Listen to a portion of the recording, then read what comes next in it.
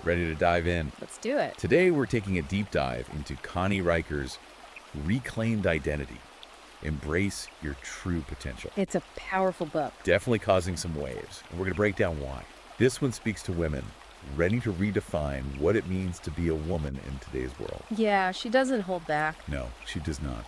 One of the things that jumped out at me right away was how she tackles the Madonna-Whore complex. Oh, absolutely. It's everywhere, and she really exposes how it limits women. In all areas of life. Especially in the workplace. For sure. She gives this great example. There's this woman, super competent, ambitious. Right. And she was told she needed to soften her image if she wanted to get promoted. It's like they're saying, you're too much. Exactly. They find her intimidating. Like we're supposed to be these sweet, harmless creatures. Exactly. It's infuriating. It is. And it's so subtle. That's the thing. It is. You don't even realize it's happening sometimes. And then it ties into this whole idea of traditional femininity and how those qualities are kind of getting lost or being seen as weak. Right. Riker talks about that, how qualities like nurturing and empathy, they're not valued in the same way, in a society that's all about competition and winning. It's almost like they're trying to erase those parts of us. It's true. Because those are the qualities that could really change things. Yeah, if we embrace them, if we value them.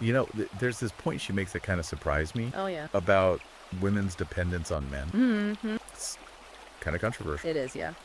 But it got me thinking, has the push for complete independence maybe backfired in some ways? I see what you mean. Has it isolated us? Yeah. It's a good question. You look at the way single mothers are portrayed. Oh, yeah. It's awful. Always struggling. Always struggling. Always needing help. It's this cautionary tale. Right. Don't be a single mother. Yeah. Don't choose motherhood if you don't have a man. It's a messed up message. But Riker isn't saying we need to go back to being dependent. No, not at all. It's about finding a new kind of support. Yes, supporting each other. Sisterhood. Exactly. And that's so important, especially when you think about the economic realities for women. Oh my gosh, yes. Like the wage gap. Huge problem. It's still a thing. Totally. And she uses statistics. She shows the number. Yes, she doesn't shy away from that. No, she says it's a real barrier. To true independence. Exactly. And then there's the pressure on women to choose career over family. And she ties that to reproductive rights. Yes. It's not just about access to abortion. It's about the messages we receive. That our worth is tied to our job. Yeah. Like our potential as mothers doesn't matter. Right. It's like you're either a career woman or you're a mom. Can't be both. But Riker challenges that. Oh, she totally flips the script. Makes us look at the bigger picture. The system. The game itself. Yeah, and how it's rigged against us. But she doesn't just leave us feeling hopeless. Oh, no. She reminds us of how strong we are. So much power. And she backs it up with science. She talks about research from Harvard. I love that. Showing that women have more neural connections in the prefrontal cortex. The part of the brain linked to intuition. And decision-making? So we're not just being emotional when we trust our gut. We're wired for it. It's science. It is. She also talks about emotional intelligence. Oh, yeah. Citing Daniel Goleman's work. It's like, remember him? Yes, the OG of emotional intelligence. I read that book years ago. And it's so relevant. So relevant. And she highlights how women are just better at it. Recognizing emotion, managing emotion, our own and other people. That's like a superpower. And she shows how those strengths translate into real-world success.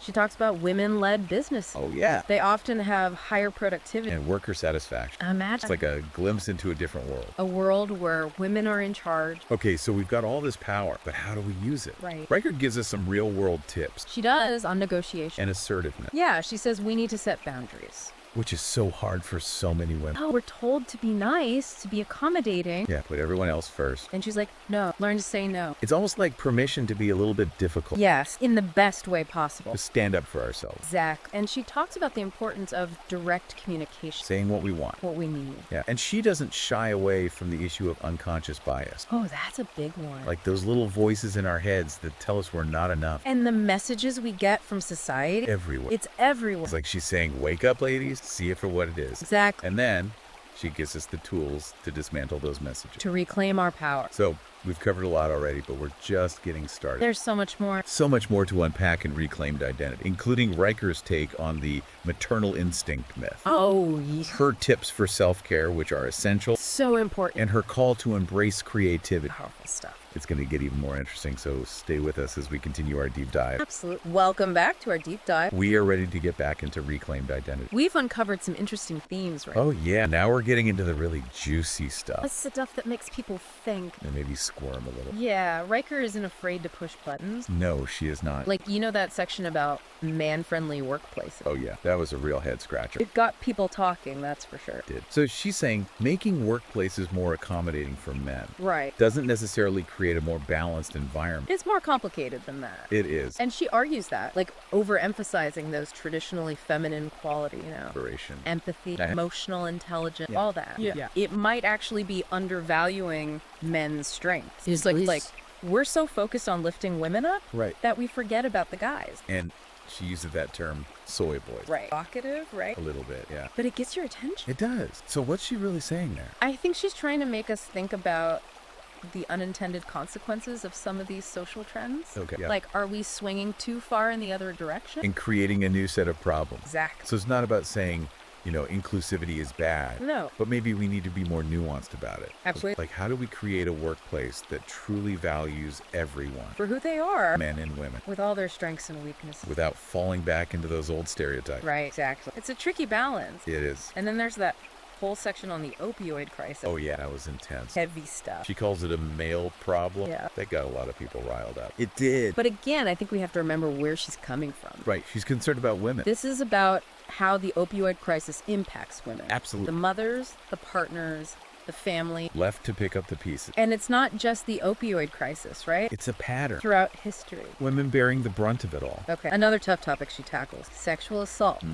No easy answers there. And she's really clear about this. What's that? No victim blaming. Absolutely not. Women are not responsible for the actions of their abusers. Here. And she criticizes the media. Oh, yeah. The way they portray sexual assault. It's sensational. entertainment. And it's wrong. It trivializes the experience of survivors. Exactly. So what does she propose we do? Well, she says we need to create a culture where survivors feel safe To come forward. to speak their truth. And where perpetrators are held accountable. Yes, justice for survivor. Okay, let's lighten things up a bit. Okay, what about the Bechdel test? Oh, yeah. Such a simple test. But so revealing. Right, like, are there even two named female characters in this movie? And do they talk to each other? About something other than a man. It's amazing how many movies fail. I know. It's kind of embarrassing, actually. It is. And Riker's point is it's not just about the number. Right. It's about the quality of representation. Are these women complex characters? With their own agency. not just defined by their relationships with men. Exactly. And she challenges us, To demand more from the media we consume. Support movies that pass the test. Hold creators accountable. Representation matters. It does. Because the stories we tell. They shape the way we see the world. Absolutely. Now, one of the most thought-provoking parts of the book for me What's that? was her discussion of women's cultural dependence on men. Ooh, yeah. That's a deep one. It is. It's like she's not saying women should go back to being dependent, No, not at all. but she's asking us to think critically About what? about the unintended consequences of some of the choices we've made. Like in our pursuit of equality. Right. Have we lost something along the way? That of the question. And she points to things like the decline of marriage. The rise of single-parent households. And she argues that this has had a negative impact on women. Especially financially. So it's about finding a new balance, right? New way forward. Where women can be independent, But also supported. empowered, and connected. Exactly. It's complex. It is. But it's a conversation we need to have. Absolutely. So we've covered some really heavy stuff today, We have. but we're not done yet. There's more to come. In the final part of our deep dive, we'll explore Riker's insights on self-care, Oh, yeah, that's a good one. creativity. And the future of women's power. So stay tuned for the final part of our exploration of reclaimed identity. It's going to be good. And we are back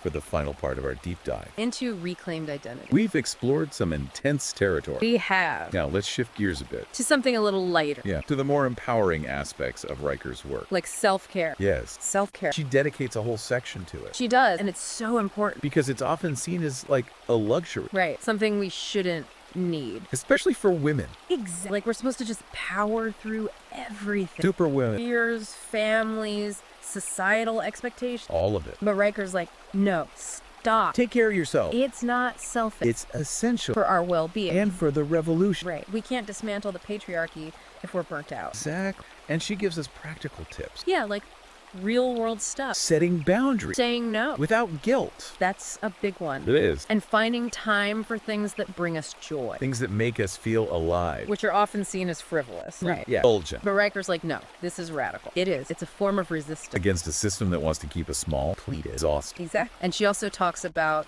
seeking support. Yes. Community is so important. It is. Whether it's friends, family, a therapist. You don't have to do this alone. No, we're stronger You together. have like an army of empowered women. I love it. And Riker reminds us that we are strong. We have this The resilience, patriarchy tries to ignore. but it's there. Oh, it's there. And she tells these amazing stories Of women throughout history. who have overcome incredible odds. Lala, you're so sad. Harriet Tubman. So inspiring. Right. It's like, if they can do it, We can do it. we have that same strength within us. Absolutely. And she uses this great analogy Oh, yeah. about a tea bag. A tea bag. You don't know how strong it is until you put it in hot water. I love that. It's perfect. Like the patriarchy tries to break us. But we just get stronger. And hotter. Yes. And she talks about the power of female friendship. Oh, that's a big one for her. The bonds between women. So important. Like a lifeline. Especially in a world that can feel so hostile. Yeah. You need your tribe. Your sister. And she backs it up with research. Oh, yeah, there are studies that show Women's friendships are just different. more emotionally intimate. More supportive. It's not just about gossiping over coffee. It's about having each other's backs Through thick and thin. and celebrating each other's success. Absolutely. And then there's her celebration of creativity. Oh, yes. She gets so passionate about this. That's beautiful. Like, women are creating amazing things. In every field. Art, music, business, you name it. And she wants us to recognize that. Those unique perspectives. Those voices that have been silenced for too long. And she encourages us to embrace our own creativity. To express ourselves without fear. Whether it's writing, painting, starting a business, Whatever lights you up it's about tapping into that power. and letting it flow. So, as we wrap up our deep dive What are your final thoughts? on Riker's vision of the future, It's hopeful, I think. it is. She acknowledges the challenges. But she also sees a path forward A world where women are fully empowered. to define what it means to be a woman. To create a better world. A world where we thrive, We- shape the future. And she reminds us that we have to make it happen. It's not going to just magically We appear have to fight for it. together. Exactly. So, what does all this mean for us? The listener? How can we apply these insights to our lives, I think it starts with recognizing our own worth, our power, individually and collectively. and challenging those limiting beliefs? The messages that tell us we're not enough, We are enough, more than enough, and we can create the future we want. by embracing our anger, Our creativity, our vulnerability, our strength, and by supporting each other. always. It's about claiming our rightful place in the world. A place where our voices are heard Our contributions are valued. and our power is undeniable. Exactly. I don't know about you, but I feel incredibly inspired. I do too. Reclaimed Identity is more than just a book, It's a roadmap, a call to action. a manifesto for change. If you haven't read it yet, I highly recommend it. you can find it on Amazon, Kindle, and Google Playbook. Go check it out. Thank you for joining us on this deep dive. It's been a pleasure. Until next time, keep seeking knowledge Keep challenging the status quo. and keep embracing your true potential.